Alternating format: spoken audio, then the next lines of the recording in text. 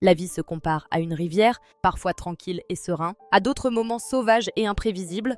Certaines surprises apportent du bonheur et de l'humour, tel qu'un présent inattendu ou un ami de longue date qui revient chez soi. Au contraire, certains nous dispensent des leçons inattendues qui contribuent à façonner notre identité. C'est le récit d'Amina, une jeune fille talentueuse et pleine de promesses, qui résidait dans un village paisible entouré de champs luxuriants et de majestueux palmiers. Elle était le type de fille qui appréciait contempler l'aurore, écouter le chant des oiseaux et s'amuser sous l'immense manguier dans la cour familiale. Elle avait le cœur plein d'aspirations, enseigner, parcourir de nouveaux horizons et faire la fierté de ses parents. Sa famille représentait tout son monde. Elle adorait les étreintes affectueuses de sa mère, les conseils avisés de son père et le rire inépuisable qu'elle avait avec son petit frère. Il habitait une demeure modeste mais joyeuse, où la bonté et l'affection coulaient de source, aussi instinctivement que l'air qu'il inhalait. Tous les soirs, ils se rassemblaient pour échanger des récits à la lueur paisible de la lune, leurs paroles fusionnant avec le souffle nocturne. Amina a toujours considéré le monde comme un lieu sécurisant et magnifique. Riche en bienveillance et en chaleur humaine, elle avait une foi singulière en ceux qui l'entouraient, notamment sa famille. Toutefois, lors d'un après-midi paisible où elle se trouvait seule chez elle, un événement survint qui allait bouleverser sa perception du monde. C'était un jour ordinaire, ou du moins c'est ainsi qu'elle le croyait. Le soleil scintillait haut dans le ciel, diffusant des faisceaux dorés à travers les vitres. Le village était paisible, uniquement perturbé par les sons distants d'enfants s'amusant et de femmes conversant au marché. Amina était à l'intérieur, absorbed in her homework, unaware that this day would not be like the others. Ce qui allait suivre, lui, dévoilerait une réalité qu'elle n'avait jamais imaginée. Une réalité qui lui enseignerait la confiance, la conscience et l'importance de prendre la parole. Amina, une jeune fille de 19 ans, était brillante et pleine d'ambition, ses rêves étant aussi infinis que le ciel. Elle a toujours été passionnée par l'apprentissage depuis sa tendre enfance, fascinée par la force des chiffres et des mots. Son rêve le plus cher était de devenir professeur, une personne capable d'inspirer les jeunes esprits et de modeler l'avenir de son village. Elle se voyait debout devant une salle de classe, guidant les élèves avec la même bienveillance et le même sang-froid que ses propres enseignants lui avaient prodigué.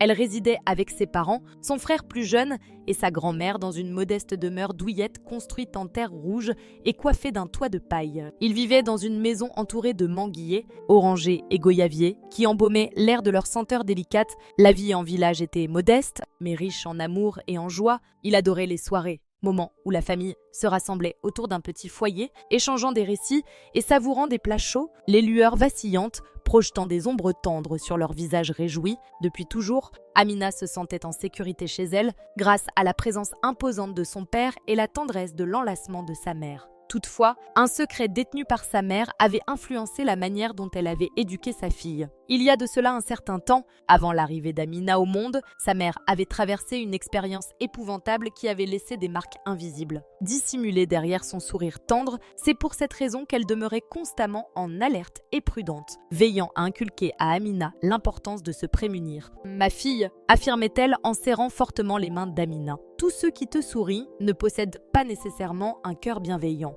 Toujours, fais confiance à ton instinct et n'hésite jamais à t'exprimer. » Amina n'a jamais vraiment saisi la profondeur des mots de sa mère, mais elle les a écoutés, les conservant dans son cœur comme une leçon pour l'avenir. Un de ses oncles préférés était Bubé, le frère cadet de son père, un homme débordant de rire et de charme. Sa voix puissante et tonitruante donnait à chaque récit un caractère envoûtant. À chaque visite, il offrait à sa mère des présents tels que des noix sucrées, des perles multicolores ou du joli tissu fin pour qu'elle puisse confectionner de magnifiques robes.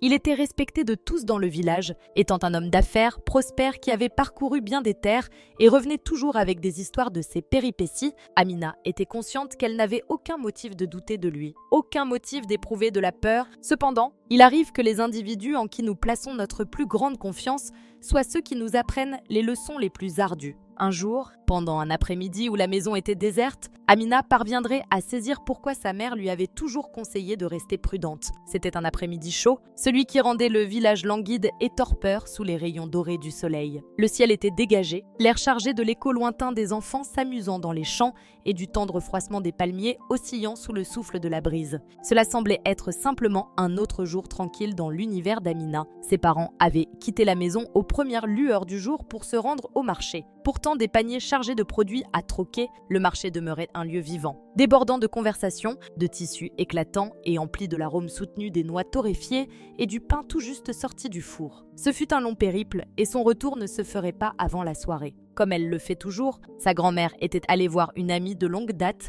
qui habite de l'autre côté du hameau. Elle avait un penchant pour le conte et, chaque fois qu'un auditeur était disponible, elle pouvait passer des heures à évoquer les souvenirs de sa jeunesse. Amina était consciente qu'elle ne reviendrait pas de sitôt. Son frère cadet, débordant d'énergie comme à son habitude, s'était empressé de se hâter une fois qu'il avait terminé son petit déjeuner. Il devait sûrement courir à présent dans le village, jouant avec ses copains au ballon ou grimpant aux arbres pour chercher des fruits mûrs, laissant Amina toute seule dans la maison, un instant inhabituel et paisible uniquement pour elle. Elle avait des devoirs à réaliser et était résolue à les finir avant le crépuscule pour pouvoir savourer la fraîcheur nocturne en compagnie de sa famille. Elle collectionna ses livres, s'installa à la table en bois à côté de la fenêtre et se mit à écrire, le bout de son crayon frottant le papier. Au départ, le calme de la maison était apaisant. Une rupture tranquille par rapport au vacarme habituel des éclats de rire de son petit frère ou des interjections incessantes de sa grand-mère. Les seuls sons qui ont résonné étaient les chants distants des oiseaux et le frémissement sporadique des feuilles à l'extérieur. Mais un événement a eu lieu, un léger heurtoir à la porte, délicat et presque timide, trouva écho dans le silence de la demeure, suffisamment pour marquer une pause.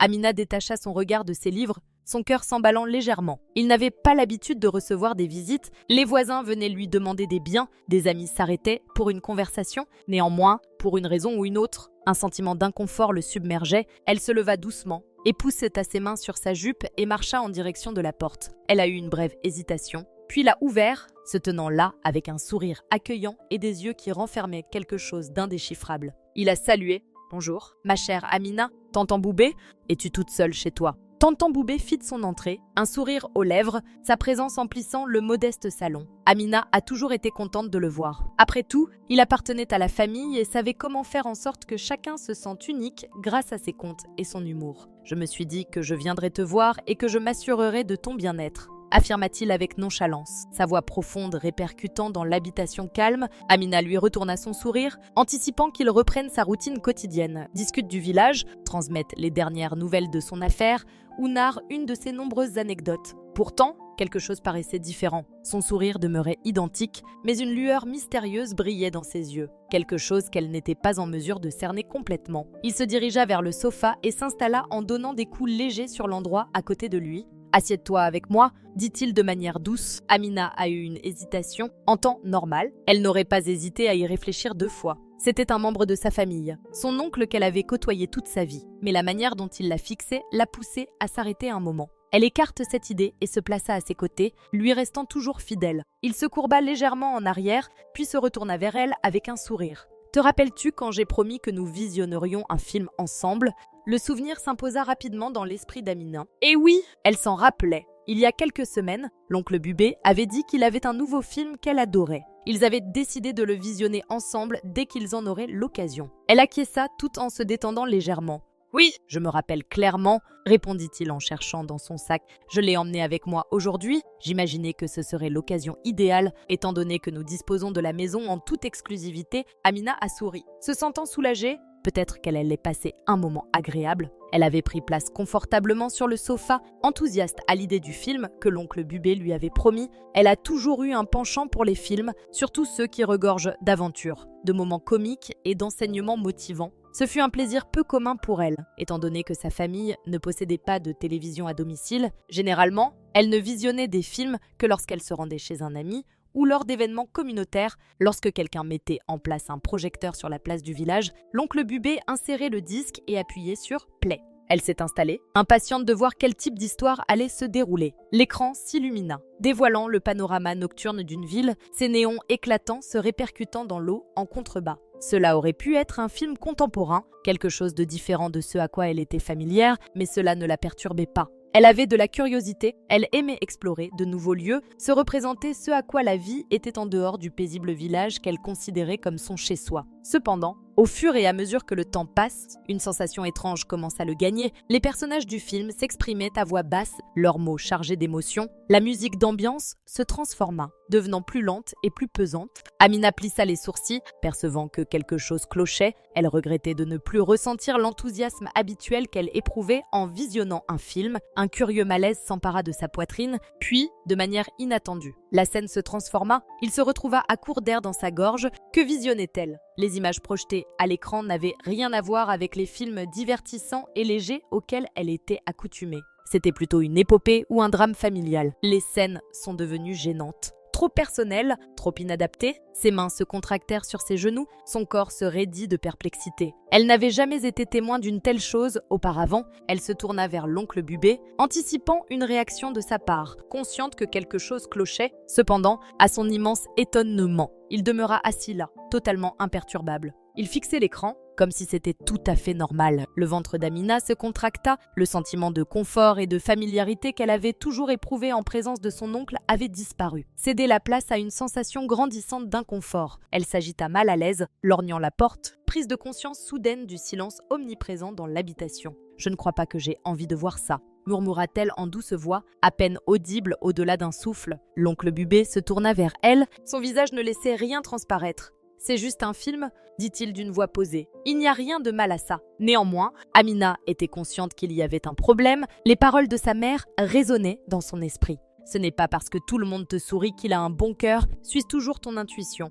Et à ce moment précis, son instinct criait de s'en aller. Elle était à la fois excitée et anxieuse, tenant fermement le bord du canapé, ne sachant pas quelle serait la prochaine étape. Elle a toujours eu foi en l'oncle Bubé, mais un changement dans l'air donnait l'impression que quelque chose n'allait pas. Cela aurait-il été risqué? Est-ce qu'il la laisserait partir si elle se levait? Pourrait-il être en colère? Amina eut du mal à déglutir, son esprit s'emballait. Elle voulait désespérément quitter cet endroit, mais son cœur ne cessait de s'emballer alors qu'elle contemplait l'écran. Elle se sentait emprisonnée chez elle à cause des images qui la mettaient mal à l'aise. Elle souhaitait détourner les yeux pour se lever et s'en aller, mais son corps était immobilisé. Chaque seconde qui s'écoulait lui paraissait de plus en plus pesante. L'atmosphère de la pièce se chargeait d'un non-dit. Ensuite, l'oncle Bubé lui a tourné le dos. Il avait un regard serein, une voix détendue, trop détendue. « As-tu déjà tenté ce que tu observes ?» L'estomac d'Amina se contracta. La question la frappa comme une bourrasque glaciale. Ses mains se contractèrent en poing et un frisson lui traversa le dos. Que sollicitait-il? Pourquoi a-t-il dit quelque chose comme ça? C'était son oncle, ce même homme qui lui avait constamment offert des friandises et narré des contes à la lumière de la lune. Cependant, désormais assise à ses côtés, elle avait l'impression de ne pas du tout le connaître. Elle eut du mal à avaler, la gorge asséchée. « Je ne veux pas voir ça », répète-t-elle, sa voix tremblante. L'oncle Bubé a gloussé tout en secouant la tête, comme si elle était idiote. C'est simplement une question. Amina, tous désormais une grande fille. Il n'y a aucun mal à connaître ces choses. Cependant, il y avait un détail qui ne semblait pas correct. Tout semblait être mal dans cette situation. La mère d'Amina avait constamment prévenu sa fille de faire confiance à son instinct lorsque quelque chose n'était pas normal. Et en cet instant précis, chaque fibre de son être criait qu'elle devait s'en aller. Elle jeta un regard vers la porte, évaluant la rapidité avec laquelle elle pourrait y arriver. La maison paraissait tout à coup plus petite, comme si les murs se tassaient. Elle devait penser rapidement. Tenterait-il de l'arrêter si elle se levait? Se mettrait-il en colère si elle n'acquiesce pas? Après avoir pris une profonde inspiration, elle a forcé un sourire nerveux et a déclaré « Je pense que j'entends mon frère à l'extérieur, il faudrait que j'y aille. » Elle implora pour que sa voix reste normale, qu'elle ne trahisse pas la terreur qui s'intensifiait en elle. Elle s'approcha doucement du bord du canapé pour voir s'il tenterait de l'en empêcher. Il ressentait une forte palpitation dans sa poitrine, attendant sa réponse. Amina avait une respiration peu profonde, son esprit s'affolait alors qu'elle cherchait une solution pour se sortir de cette situation. Le désagrément qui se logeait dans son ventre ne semblait pas vouloir s'atténuer. Pourtant, elle s'obligea à garder son calme. Si elle patiente un peu plus, peut-être qu'elle pourra dénicher une raison pour s'en aller. L'oncle Bubé gloussa doucement, sa voix douce et pleine de réconfort. « Pas de souci, dit-il. Restons à l'écoute. Ce n'est qu'un film. » Amina, après une hésitation, acquiesça lentement. Elle cherchait à ne pas le fâcher. Après tout, il appartenait à sa famille, une personne en qui elle avait toujours eu foi tout au long de sa vie. Il est possible qu'elle avait trop analysé, il est possible que si elle porte son attention sur autre chose, le malaise se dissipe. Elle s'agita sur son fauteuil, tentant de maîtriser ses nerfs alors que le film se poursuivait. Cependant, après un court laps de temps, l'oncle Bubé reprit la parole. « Donc, crois-tu que tu aimerais le tenter ?» « questionna-t-il d'un ton détendu, comme s'il s'agissait de demander des informations sur une nouvelle nourriture ou un jeu divertissant. Amina ferma les yeux et se retourna vers lui, scrutant son visage à la recherche d'un indice de plaisanterie, mais rien ne laissait penser cela. Il la fixait avec attention. Dans l'attente de sa réponse, elle refusait d'essayer, elle ne souhaitait pas se trouver là, assise à ses côtés, entendant ses interrogations. La pièce donnait l'impression d'être plus exiguë, l'atmosphère semblait plus pesante. Elle s'obligea à tourner la tête loin de l'écran, secouant doucement la tête. « Je ne crois pas », murmura-t-elle, sa voix à peine audible. L'oncle Bubé poussa un soupir et se courba en arrière. « Ou simplement timide », dit-il en riant doucement. « Tu sauras lorsque tu auras plus d'âge. » Amina a été submergée par un sentiment de soulagement. Au moins, il ne la contraignait pas. Toutefois, le regard qu'il posait sur elle la rendait inconfortable. Elle devait dénicher une solution pour s'échapper avant que la situation ne se détériore davantage. Il était assis là, son corps manifestant discrètement une réaction aux images qui défilaient devant ses yeux. Mais plus que tout, à sa propre présence à ses côtés, ce n'était pas uniquement ce qui était visible à l'écran, mais aussi la manière dont elle se déplaçait. Comment elle se courbait légèrement. Il émanait une chaleur à ses côtés. Il pouvait percevoir son cœur battre plus vite, un battement lent mais constant. Face à quelque chose d'inconnu et captivant, il avale difficilement, tentant de se focaliser. Mais ses réflexions s'étaient déjà mises à vagabonder ailleurs. Ses yeux ont cligné vers elle. Notant la manière dont elle la fixait avec tant d'intensité, son regard trahissait une curiosité, une interrogation non exprimée qui persistait entre eux. Partageait-elle la même opinion? Éprouvait-elle ce qu'il éprouvait? Une idée a traversé son esprit, une idée qu'il n'avait pas osé nourrir auparavant.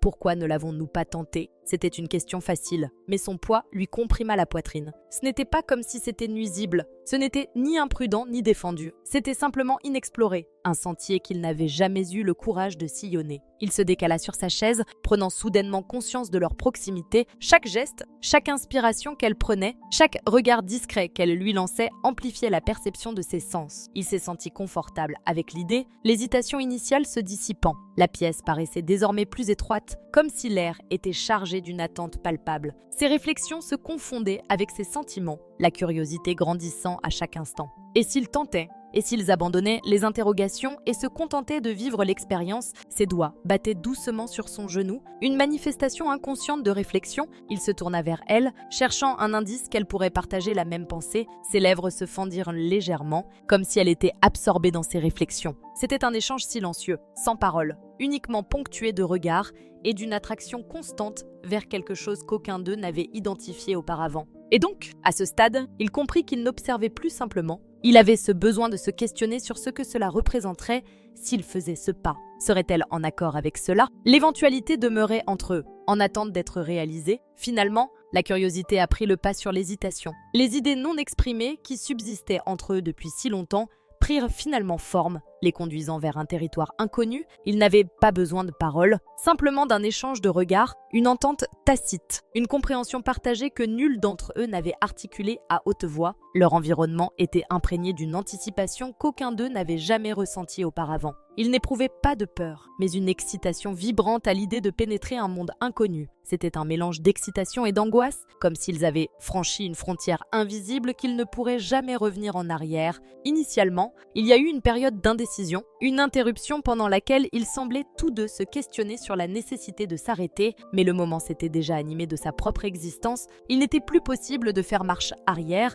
Chaque geste, chaque regard, chaque nuance de changement entre eux semblait constituer une invitation silencieuse, les entraînant toujours plus loin dans quelque chose qui paraissait à la fois inédit et inéluctable. Tandis qu'ils se laissaient aller à vivre l'expérience pleinement, le monde qui les entourait semblait se dissiper, tout le reste n'avait aucune importance. Juste ce moment précis, juste eux. Le temps perdait de son importance, chaque seconde se prolongeant en quelque chose de plus vaste, de plus intense et de plus significatif. Ils ne se contentaient pas d'expérimenter, ils étaient en pleine découverte, déchiffrant une facette des elfes qu'ils n'avaient jamais explorée précédemment. Et malgré tout cela, ils étaient certains d'une chose, nul autre ne pourrait jamais découvrir que c'était leur secret. Un arrangement partagé, une connexion qui les unirait d'une façon qu'aucune autre chose ne pourrait égaler. Une fois terminé, ils demeurèrent silencieux et assis, avec une respiration toujours inégale et l'esprit encombré de nombreuses réflexions. Ils échangèrent un regard, tentant de comprendre les événements récents, cherchant à déchiffrer les sentiments qui se bousculaient en eux.